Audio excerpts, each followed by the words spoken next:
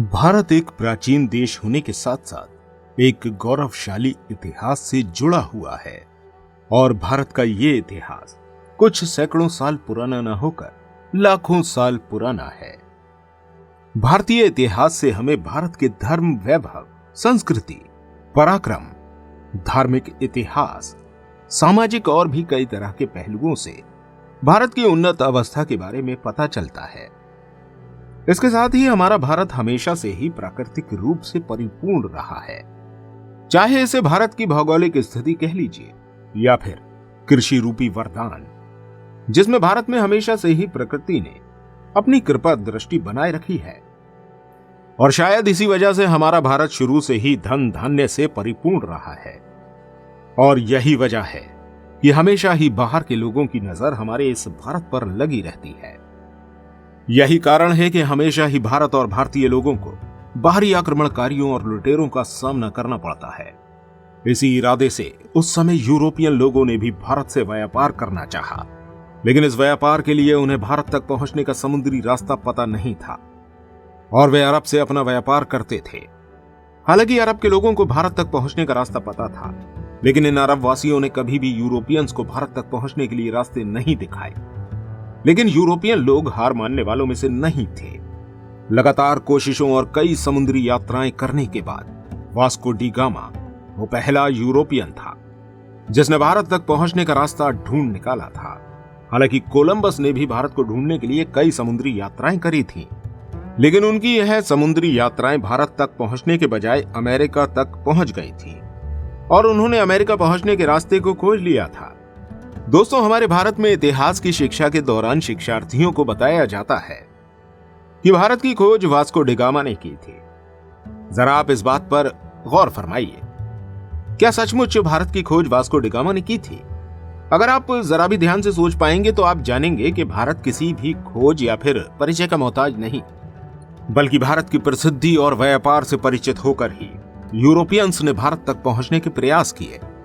असल में हमारे इतिहास में यह कहा जाना चाहिए कि वास्को डी गामा ने यूरोप से भारत तक पहुंचने के समुद्री मार्ग को खोजा था, न कि भारत को खोजा था। असल में उस समय यूरोप का एक बहुत बड़ा व्यापारी वर्ग अरब से गर्म मसाले, काली मिर्च और भी इस तरह के कई सामानों का व्यापार करते थे।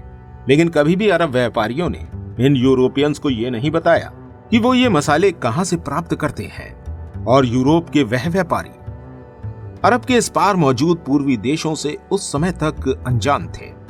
हालांकि यूरोपियंस इस बारे में काफी श्योर थे कि यकीनन अरब वासी उनसे कुछ न कुछ छुपाते हैं। और इतने लंबे समय तक भारत का इन यूरोपियन से छुपे रहने का एक बड़ा कारण भारत की भौगोलिक स्थिति भी थी, क्योंकि भारत के एक ओर ऊंची हिमालय पर्वत श्रृंखला मौजूद थी, वहीं भारत तीन तरफ से समुद्र से घिरा हुआ था और बचा हुआ हिस्सा अरब और अफगानिस्तान के देशों में लगा हुआ था।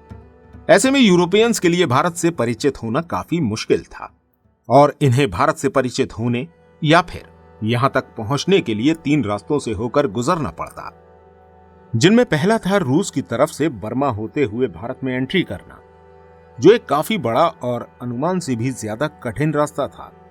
दूसरा रास्ता अरब, अफगानिस्तान, ईरान को पार करते हुए भारत में आने का था। ये वही रास्ता था जिसे अरब के व्यापारी अपने भारत से व्यापार करने के लिए इस्तेमाल करते थे, लेकिन किसी दूसरे महाद्वीप के लोगों को ये लोग यहां से एंट्री नहीं करने देते थे।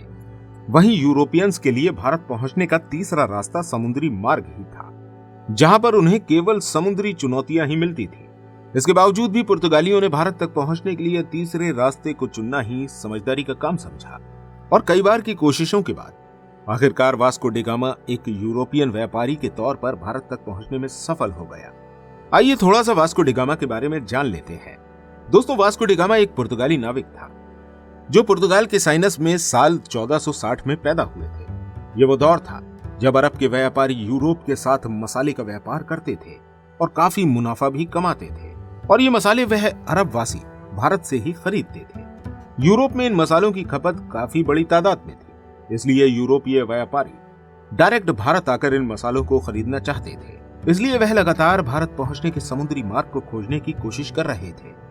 ईरान और अरब से होकर जाने वाले मार्गों में इन यूरोपियंस को काफी खतरा होता था, इसलिए यह लगातार भारत पहुंचने वाले ऐसे मार्ग को ढूंढ रहे थे जहां से ये लोग सुरक्षित भारत से व्यापार कर सके।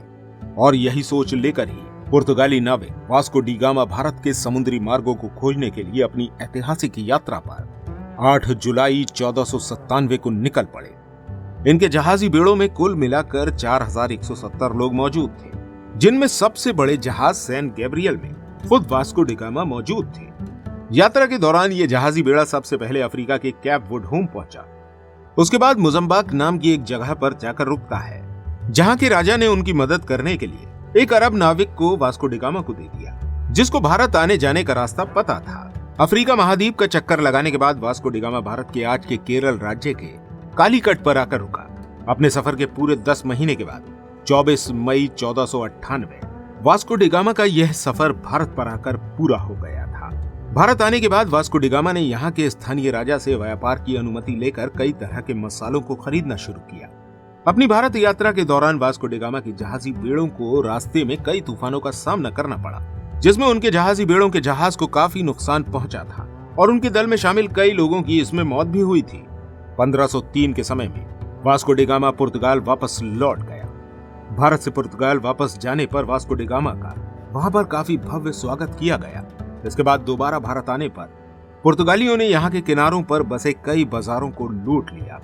उसके बाद तो यूरोपियन लुटेरों, व्यापारियों और शासकों के लिए भारत आने का रास्ता खुल चुका था और ये अलग अलग रूप में भारत के बंदरगाह तक आने लगे। 24 मई 1524 को वास्को डी गामा की पुर्तगाल में ही मृत्यु हो गई। वास्को डी गामा द्वारा खोजे गए इन रास्तों में से इन लोगों ने न केवल भारत से व्यापारिक समझौते किए, बल्कि यहाँ के लोगों में अपना धर्म भी फैलाने की कोशिश करी। पुर्तगालियों के साथ साथ यहाँ पर ब्रिटिशर्स का भी आना जाना शुरू हो गया। इसके बाद ब्रिटिश आगमन के साथ ही उन्होंने यहाँ पर अपनी व्यापारिक कंपनियां भी बसाना शुरू कर दी। यह टाइम था 1615 का, जब अंग्रेजों ने भारत पर कदम रख दिया था।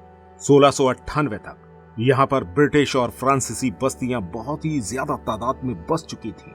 इसके बाद ब्रिटिश और फ्रांसीसियों के मध्य मतभेद रहते हुए काफी समय तक भारत को अपने उपनिवेश बनाने की कवायद चलती रही, जिसमें ब्रिटिशर्स को ही सफलता मिली थी। दोस्तों, आज भी लिस्बन शहर में वास्को डी गामा के नाम का स्मारक बनाया हुआ है, जहां से वास्को डी गामा ने भारत के लिए अपनी यात्रा की शुरुआत करी थी। दरअसल 1492 में एक नाविक राजकुमार हेनरी के ही नक्शे कदम पर चलते हुए पुर्तगाली राजा जॉन ने एक पुर्तगाली बेड़े को भारत के समुद्री मार्ग को खोजने के लिए भेजा था। उनके इस पूरे अभियान का उद्देश्य पुर्तगाल का एशिया से कनेक्शन करना था, क्योंकि इस समय तक अरब के मुसलमानों का भारत और एशिया के सभी देशों पर व्यापार का एक अधिकार था।